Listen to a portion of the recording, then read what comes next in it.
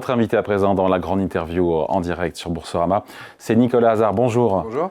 On est content de vous recevoir. Nouveau livre, je vous souhaite du succès évidemment. Je ne suis pas un algorithme.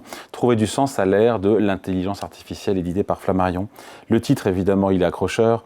Les algorithmes nous connaissent mieux que nous-mêmes. Ils connaissent tout, ce qu'on consomme, ce qu'on aime, ce qu'on n'aime pas, ce qu'on like. Peut-être rappeler comment ça fonctionne et qui est derrière.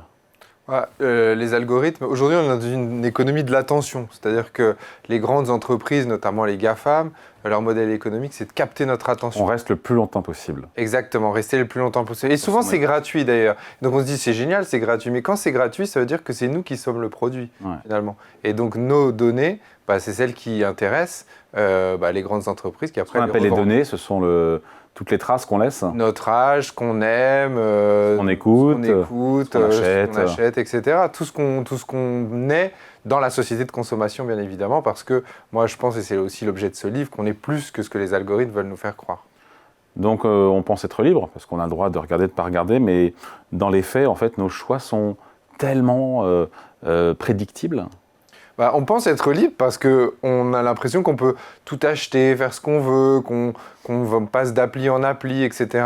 Et que finalement, on est heureux par rapport à ça. Et en fait, c'est tout le contraire. C'est-à-dire qu'on est aujourd'hui très accro à nos téléphones portables. Le temps passé, je ne me rends pas compte. Ça peut être au travail, c'est entre 1h30 et 2 heures déjà, juste sur le temps de travail. Ouais, exactement. Sympa pour juste pour dire, voilà, sur la productivité, ça a quand même un impact. Et donc, le temps qu'on passe sur les téléphones, il est immense.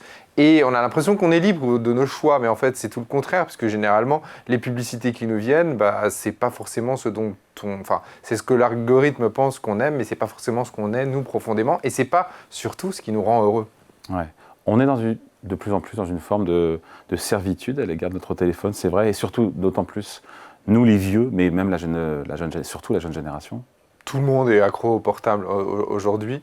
Ce qui est un peu dramatique, et je pense que là, il y a une loi qui est en train de passer là-dessus, c'est que les adolescents, eux, sont encore plus accros. Mais pourquoi ? Parce que finalement, c'est de la neuroscience. Leur cerveau, il n'est pas complètement terminé. Et donc, c'est comme le sucre, finalement. Avec le sucre, on a envie de manger un pot de pâte à tartiner, mais si on ne s'arrête pas, on peut en manger 2, 3. Et là, ça devient un problème et on devient malade. C'est la même chose sur nos téléphones, on est un peu malade. Et donc, ça nous rend, ça a été démontré, dépressif. Effectivement, la dopamine. Alors, c'est quoi la dopamine ? La dopamine, c'est un neurotransmetteur qui fait qu'on a du plaisir. C'est donc à chaque fois qu'on scrolle, qu'on achète quelque chose, qu'on reçoit un like, qu'on reçoit une notification sur ton téléphone, ça génère de la dopamine. Et donc, c'est ce qui nous donne l'illusion du plaisir. Du micro-plaisir. Du micro-plaisir, exactement. Et donc, on en a besoin de plus en plus. Et c'est ça qui est pervers avec la dopamine, c'est qu'on a besoin de plus en plus. Parce que le cerveau en réclame. En réclame, exactement. Et c'est là où on est addict et que c'est comme des médicaments, c'est comme des drogues, etc. Et c'est une drogue. Et donc, l'idée, c'est pas de complètement arrêter, parce que le cerveau a besoin de dopamine. On a besoin de générer de la dopamine, mais c'est de la générer de manière différente. Et c'est pour ça qu'il faut savoir se contrôler, y compris sur ses téléphones. C'est très compliqué de s'auto-contrôler, de s'auto-réguler. C'est pour ça que, justement, la France souhaite interdire les réseaux sociaux aux moins de 15 ans. Déjà, est-ce que c'est possible ? Personne ne l'a fait, si l'Australie Si l'Australie l'a fait. Après, il faut voir que les Chinois, depuis quand même 10 ans, ils interdisent les jeux vidéo, ils donnent que 1 heure ou 2 par semaine, et donc ils ont aussi limité, parce que les jeux vidéo, c'est comme les téléphones portables, en termes d'addiction, c'est terrible, et surtout pour les adolescents. Et donc oui, c'est possible de le faire. Après, bien évidemment, qu'il y a plein de systèmes qui vont permettre de le contourner, mais en tout cas, c'est la bonne voie, et c'est surtout aussi une manière d'expliquer aussi aux parents, de leur dire à un moment, ça peut être du poison, donc il faut se limiter. Ouais, parce qu'on parle de la Chine, ils font la chinoise, c'est radical pour combattre l'addiction aux écrans de la part des jeunes, avec des établissements de rééducation où les enfants n'ont plus accès à rien, ni leur téléphone, enfin rien, en tout cas pas leur téléphone, pas de PC, rien, pas de jeux vidéo, une cure de désintox comme ça, de désintoxication très stricte. Alors justement, moi, l'objet du livre, c'est de donner des astuces à tout le monde, à vous, à moi, qui sommes un peu addicts plus ou moins à notre téléphone portable. Je ne sais pas vous, mais moi en tout cas je l'ai été beaucoup. Moi c'est dans la limite de la posologie. Bon, ça va alors. En tout cas, moi, ce livre, c'est de donner des astuces pour apprendre à se contrôler, retrouver ce qui a du sens, ce qui est important, et justement de laisser une juste place à son téléphone. Il ne s'agit pas, moi je ne crois pas au truc de on arrête complètement, on est en cure de désintox, etc. Parce que de toute façon, le téléphone, y compris dans un milieu professionnel, on en a besoin. Mais c'est de savoir redonner une juste place, pouvoir se contrôler. Et pour moi, c'est la clé à la fois ça permet de mieux dormir, d'être mieux dans sa peau, de mieux vivre et d'in fine d'être heureux parce que c'est ce qu'on recherche. On pense être heureux en cliquant, en achetant, etc. Et en fait, on ne l'est souvent pas alors qu'il y a d'autres moyens de l'être et c'est ce que je développe dans le livre. Ouais. Après, c'est vrai que c'est le paradoxe des nouvelles technos et des réseaux sociaux, c'est qu'on est tous hyper connectés les uns avec les autres et pourtant, beaucoup se sentent, on est seul. Voilà, avec hausse de dépression, des burn-out, de l'obésité. On n'a jamais. C'est pour ça que ça donne l'illusion. Ces nouvelles technologies et les réseaux sociaux et les écrans donnent l'illusion d'être heureux, d'avoir à disposition tout ce qu'il faut pour être heureux et en fait ça nous rend malheureux. Alors que ça nous fondamentalement. Et c'est tout le paradoxe et c'est ce que j'essaie de décrypter dans le livre, pouvoir expliquer comment ça marche à titre individuel et à titre collectif, mais après donner aussi des solutions. Mais on va vous dire que vous êtes un vieux schnock, que vous n'êtes pas en phase avec votre temps. Et alors justement, c'est intéressant parce si jeune et si vieux. Par exemple, il y a des jeunes de moins de 18 ans qui aujourd'hui font comme on fait le dry January, font le dry réseaux sociaux et téléphones portables. Justement, la jeune génération, au contraire, elle est plus encline à comprendre les mécanismes et les effets pervers. Et c'est souvent les plus vieux qui, eux aussi, tombent dans l'addiction assez rapidement et deviennent très, très dépendants. Donc, ce n'est pas forcément une question d'âge, mais c'est une question vraiment de rapport qu'on a à l'autre et à soi-même. Parce que pour être heureux, il faut se trouver, il faut trouver du sens, il faut faire des choses qu'on aime vraiment faire. Ouais, et puis quand on est dans cette logique du micro-plaisir instantané, on en oublie la concentration, le goût de l'effort, une réflexion un peu plus longue que la microseconde. Et du coup, qu'est-ce qu'on aime les réponses simples et simplistes de la vie qu'on nous explique, que les politiques peuvent nous expliquer. Dans un monde complexe. Pourquoi dans un monde qui est ultra complexe. Parce que finalement, les algorithmes et les réseaux sociaux, ils jouent sur la complexité du monde en donnant finalement des réponses assez simples aux choses, des explications à un monde qui est de plus en plus interconnecté, qui est de plus en plus compliqué. Et c'est cette complexité qui nous rend vulnérables. Et c'est pour ça qu'il ne faut pas se laisser faire. Ouais, avec cet effondrement, et ça a été montré de la capacité d'attention, c'est quand même inquiétant.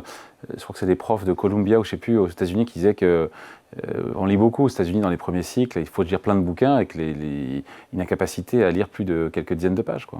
Ouais, l'attention en tout cas, elle est perdue pour passer de choses qui nous instruisent, qui nous font grandir, qui nous font développer, à jouer à des Candy Crush et à des jeux qui finalement nous libèrent l'esprit, nous donnent l'impression de nous évader.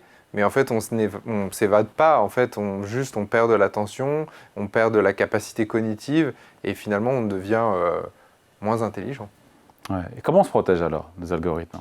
Il faut savoir se contrôler. Il faut en avoir conscience, donc déjà comprendre la mécanique qui se passe dans sa tête, comment on crée une addiction, est-ce qu'on est addict et à quel point. À partir de quel moment on se dit, tiens, je suis addict ?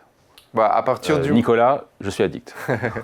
On se le dit, on le ressent très généralement assez vite. C'est-à-dire que c'est quand on se met à... On le ressent chez les autres, mais on le ressent moins chez soi. Alors chez soi, on le ressent peut-être pas parce qu'on n'en a pas conscience. Donc ce livre, c'est vraiment pour essayer de donner conscience. C'est un moment où on ne sait pas quoi faire. Et quand on ne sait pas quoi faire, on se plonge dans son téléphone. Et c'est là où on est addict. Il y a une étude d'ailleurs qui est fascinante, qui a été menée il n'y a pas longtemps, qui a mis des gens pendant 15 minutes sur un siège, ils n'avaient qu'un bouton, et sur ce bouton, il y avait une décharge électrique qui était faite, qui était enclenchée. Et en fait, on s'est rendu compte que les gens, et une grande partie des gens, préféraient se mettre une décharge électrique plutôt que de ne rien faire et que d'attendre. Et c'est ça la réalité. Et ça fait peur. Hein. Mais ça fait peur, mais c'est ça la réalité. C'est-à-dire aujourd'hui, on préfère se mettre une petite décharge électrique plutôt que d'attendre, de rêvasser et de penser. Mais c'est fou ce truc. Et c'est la même chose pour le téléphone portable. C'est-à-dire que quand on ne sait pas quoi faire, on se plonge dans le téléphone. Et c'est là où, en fait, on a perdu le contrôle. Donc c'est là où on est addict. Et c'est là où on est addict. Donc prise de conscience, on est addict. Et on fait quoi alors ? Et après, attention, hein, moi je dis pas que les technologies, que l'IA, que les écrans, c'est une mauvaise chose. On peut faire des choses très très bien et très intéressantes, ça permet de se connecter, etc. C'est juste remettre une juste place. C'est un outil, encore une fois, c'est un outil à disposition. C'est comme un marteau. Avec un marteau, je peux construire une maison, je peux me faire très mal. C'est la même chose avec nos écrans, avec les réseaux sociaux. Et donc, il faut pouvoir les contrôler. Alors, quels sont les conseils, les actions à faire? Il y a plein d'exemples, encore une fois. Bah justement, c'est l'objet du livre, donc il y a plein d'exemples, mais je peux vous en donner. Bah oui. Bien évidemment. Un peu de teasing, mince. Un peu de teasing. Déjà, essayer de limiter, par exemple, les notifications. Donc ça, c'est vraiment un truc très simple. C'est-à-dire que chaque fois qu'il y a une notification sur votre téléphone portable, en fait, ça génère de la dopamine. Pourquoi? Parce qu'on attend quelque chose. On attend une nouvelle. C'est comme le manchibando, le bandit manchot. Le bandit manchot. Le bandit manchot au casino. Quand on tire dessus, en fait, c'est pas le fait d'avoir un triple 7 qui nous rend heureux, qui génère la dopamine, c'est quand ça tourne. Ouais. Parce qu'on ne sait pas, il y a l'incertitude. Ouais. Bah, c'est la même chose sur une notification. Une notification, on ne sait pas qui nous a écrit, on ne sait pas si c'est une bonne nouvelle, si on a gagné à l'euro-million ou quoi. Donc le bandit manchot. Le bandit manchot. Non, le bandit manchot. Le bandit manchot. Le bandit manchot. On doit justement. Voilà, c'est la même chose pour les notifications. Et donc, sur les notifications, il faut les débrancher à un moment. Pendant 48 heures. Ça ne veut pas dire qu'on ne regarde pas ces messages, mais qu'on se laisse des temps qui sont appropriés. Okay. Après, deuxième chose, pour reprendre un peu le contrôle, c'est de se dire qu'est-ce qui fait vraiment du sens pour moi? Qu'est-ce que je ne subis pas dans ma journée? C'est-à-dire de quoi j'ai vraiment envie. Et donc, c'est de faire une liste tous les jours. On peut faire une liste de ce dont on a vraiment envie. Qu'est-ce qui est important, quelles sont ses valeurs, etc. Et donc, il y a plein de petites méthodologies comme ça qui sont distillées à travers le livre pour pouvoir reprendre le contrôle et surtout redéfinir ce qui est important, parce que c'est ça l'objet du livre. Bien évidemment, les algorithmes, c'est dans notre vie et on s'en passe pas, mais il y a d'autres choses. Ce qui nous fait vraiment humains, ce qui nous rend vraiment humains, c'est le lien, c'est le sens, c'est l'action et c'est revenir à tout ça. Ouais, l'action qui passe par... La générosité, par exemple. La générosité. La quoi? La générosité. Ah non, peut-être que vous connaissez pas. La générosité, je vous invite à le faire d'ailleurs, plutôt que de scroller aujourd'hui. Donnez ne serait-ce que 1 euro ou 1 heure de votre temps. Ça génère autant de dopamine que quand on est sur son téléphone portable. Ah. Et ça rend. Il faut faire aider quelqu'un pendant 1 heure pour avoir la même. Non, pas forcément pendant 1 heure. Mais que si je scrolle sur un truc. 1 heure.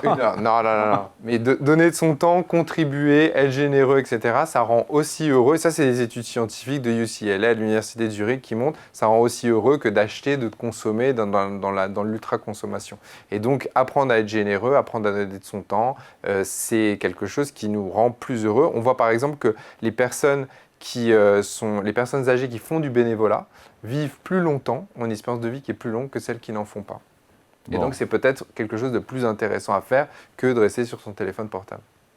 On se dit que tout ça, c'est un vœu pieux, il faut y croire ou c'est vraiment... Ah non, c'est scientifique. Là, ce que je vous dis, c'est scientifique. Non, mais sur le fait qu'on est foutu, que les algorithmes ont pris le pouvoir, qu'en fait, on maîtrise rien et qu'on va passer de plus en plus de temps sur nos écrans. Ne soyez pas pessimiste comme ça, vous allez pouvoir reprendre le contrôle vous aussi, hein. Il n'y a aucun problème. Il faut bien lire le livre. Ce qu'il me raconte, là, je sais pas, je l'écoute pas en fait. Et vous verrez. Exactement. Et on en a de plus en plus des conversations avec des gens comme ça, c'est terrifiant. Ah ouais. Au restaurant ou etc. Quand on voit des amis qui sont là et qui vous parlent en même temps, qui sont sur leur téléphone portable, il faut leur expliquer qu'ils sont malades, que c'est une addiction et qu'il faut qu'ils se soignent, mais que c'est possible de le faire. Et s'ils ne se soignent pas, il se passe quoi au bout du bout? Ils s'isolent, en fait. Ils s'isolent. Ils s'en rendent pas compte. Ils s'isolent, ils s'en rendent pas compte. Ils sont malheureux, in fine, parce que ça va pas vous rendre plus heureux. Ils sont plus angoissés, il y a plus de burn-out, il y a plus d'anxiété. Et donc, on le fait avant tout pour soi, pour être bien dans son corps, dans sa peau et pour vivre en société. Allez, il faut lire. Je ne suis pas un algorithme. Trouver du sens à l'ère de l'intelligence artificielle, édité par Flammarion. Merci Nicolas Hazard. Merci à vous. À bientôt. À bientôt.